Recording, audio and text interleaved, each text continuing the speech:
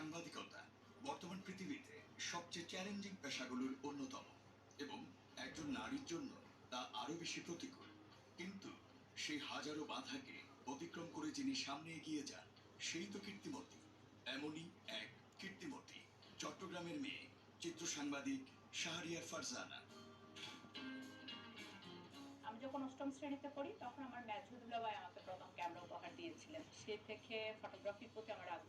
SSC পর একটি দুর্ঘটনাবশত আমি ফ্যামিলি থেকে আলাদা হয়ে যাই। বলা যায় তীব্র অভিমানের জায়গা থেকে আলাদা হয়ে গিয়েছি এবং তখন আমার নিজের কিছু একটা করা খুব বেশি প্রয়োজন ছিল আর কি। যেহেতু আমি লেখালেখি করতাম ছোটবেলা থেকে, আমাদের চট্টগ্রামে একটি দৈনিক পত্রিকা ছিল পিপলস ভিউ, সেখানে ফটো জার্নালিস্ট হিসাবে যুক্ত হয়েছিলাম এবং সে থেকে আমার ফটোগ্রাফির যাত্রা শুরু।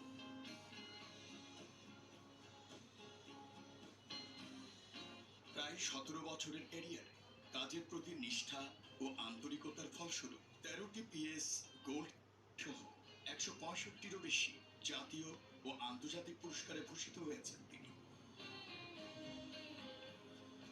বাংলাদেশের যে সামাজিক বাস্তবতা, সেখানে একজন নারীকে আলাদাভাবে পথে ঘাটে বনে বাংলাদেশ ঘুরে বেড়ানো, ফটোগ্রাফির জন্য যেখানে যেতে হয়, যেটা করতে হয়, সেটি করা যে একজন নারীর পক্ষে খুব কঠিন, সেটি আর বলার অপেক্ষা রাখে না।